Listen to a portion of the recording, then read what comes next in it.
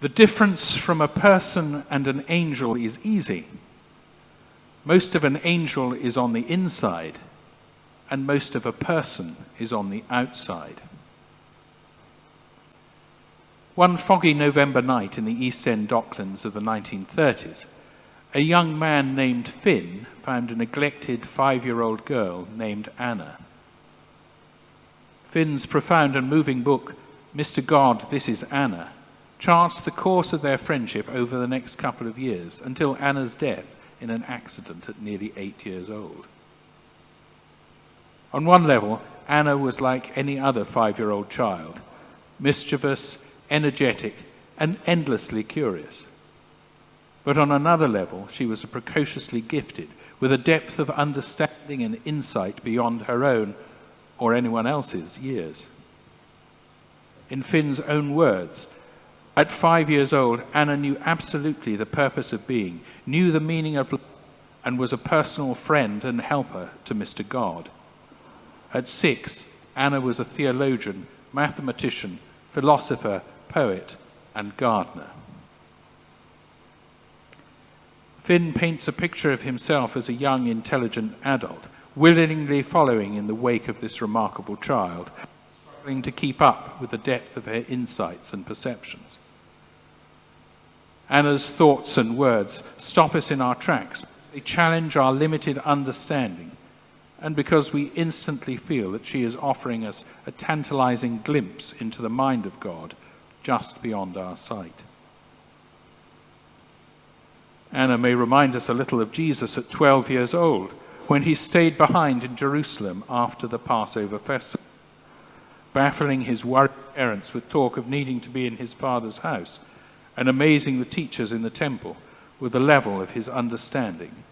Jesus spoke with an authority that commanded the respect of his hearers. In today's gospel reading, Jesus is back in the temple, lashing out in anger at those who are trading there. This incident appears in all 4 Gospels, at the beginning of Jesus' ministry here in John, and associated with the Passion narratives in the Synoptic Gospels. A popular interpretation has been to see this as an example of Jesus' humanity. He got angry just like the rest of us. But in our eagerness to claim similarity between Jesus and ourselves, we're in danger of missing a far deeper truth. John does not have to prove Jesus is in his humanity.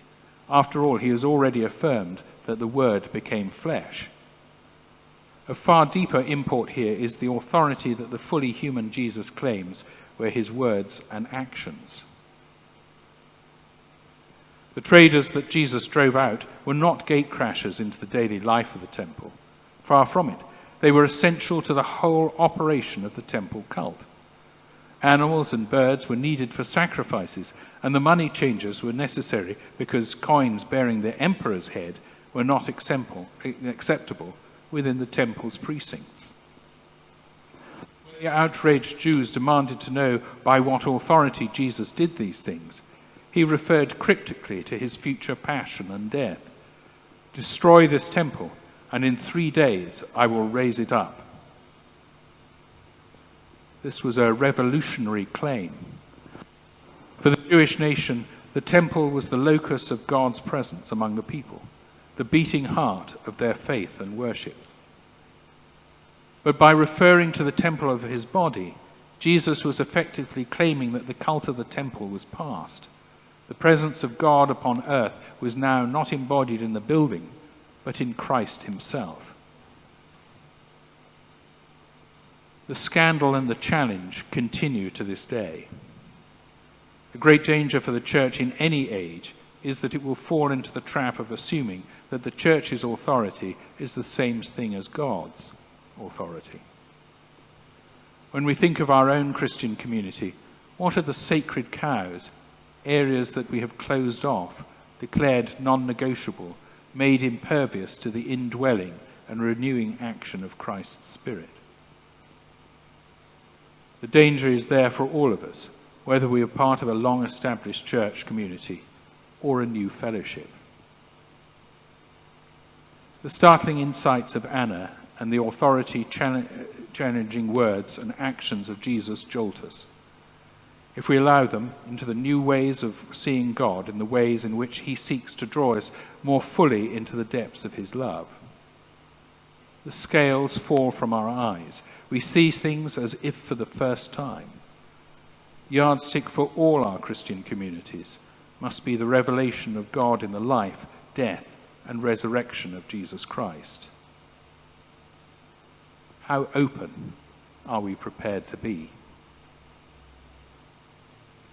Amen.